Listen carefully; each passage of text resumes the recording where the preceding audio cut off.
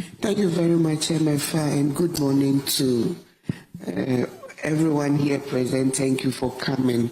We see a lot of gaps in the manifestos that have been produced. Let's say we've done some assessments and we have looked at even the parties that have documented their policy statements, which we can refer to as proper manifestos policies. So in those, you realize that out of the total, many of them are good enough.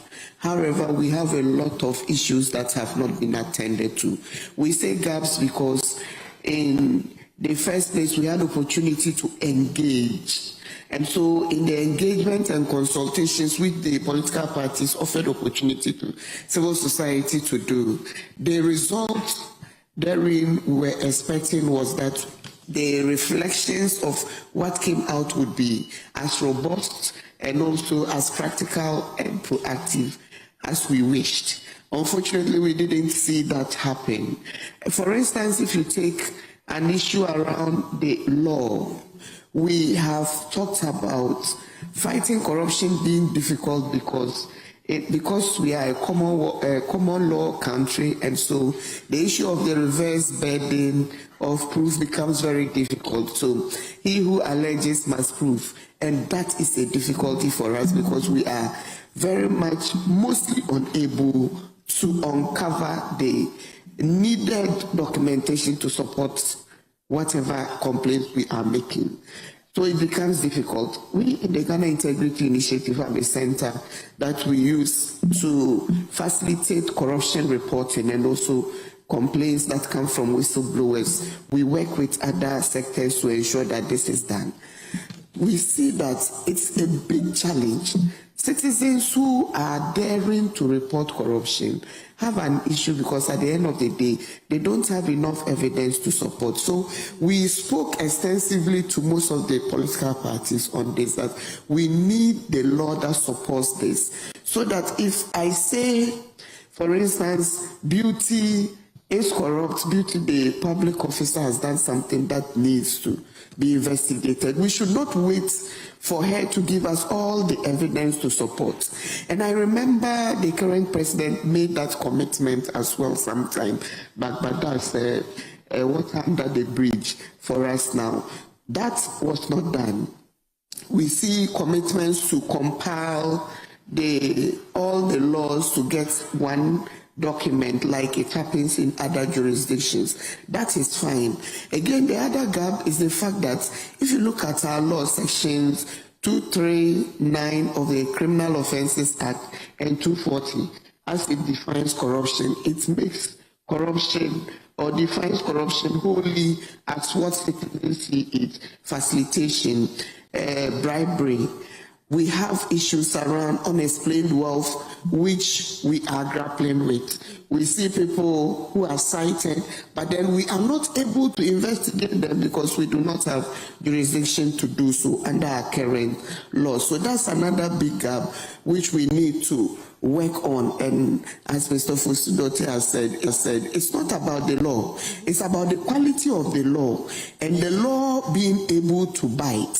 If you look at all the manifestos, judging them by enforcement is only 4 commitments that speak to enforcing the manifesto commitments. We come again to the issue of asset declaration, which is the biggest when it comes to the issue of fighting corruption inexhaustively. All the political parties are willing to pass a law, but then we have what we call the Conduct of Public Officers Bill, which speaks to the issue of asset declaration 1, 2, conflict of interest, and 3, gift policy.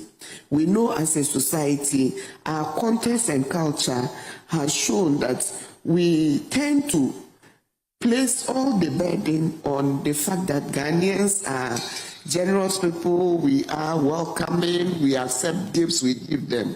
Unfortunately, we do not have a very good policy in place or criminalizing that, some behaviors, and so it's difficult. We have a bill which started going out in 2013, if I'm correct, In the last parliament, that's the 7th parliament, it went to parliament again, the Conduct of Public Officers Bill, which would have helped a lot in the fight against corruption. Unfortunately, we do not see that happen. And everybody wants to pass an asset declaration law again, which is not robust, because we want to see verification and we also want to see publication. A public officer must be one who is transparent and accountable to the people who have put him there.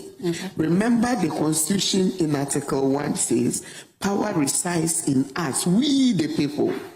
And we the people are giving that power back to representatives. And so those representatives, we believe, should not have any qualms about making their lives public, because we want to serve the public. Again, another gap in wrapping up, we have, so wrapping up, is there are so many, so we would share the document. Another area we believe is a serious area we need to pay attention to is the area of service delivery. And we have everybody, be it a child or a grown-up, procure services at one point or the other. But we see a lot of gaps in how we deliver services, and he attests to it that a businessman would want to facilitate his process, and so he would do quick wins here and there to be able to do that and capture some profit. We need to be able to have protocols that ensure that services that are being delivered are publicly available.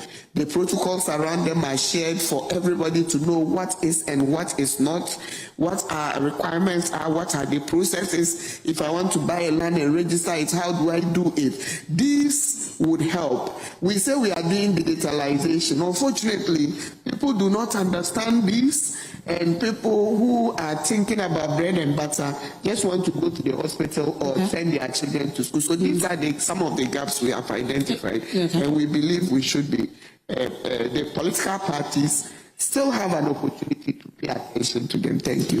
It does appear there are a number of gaps that we've identified.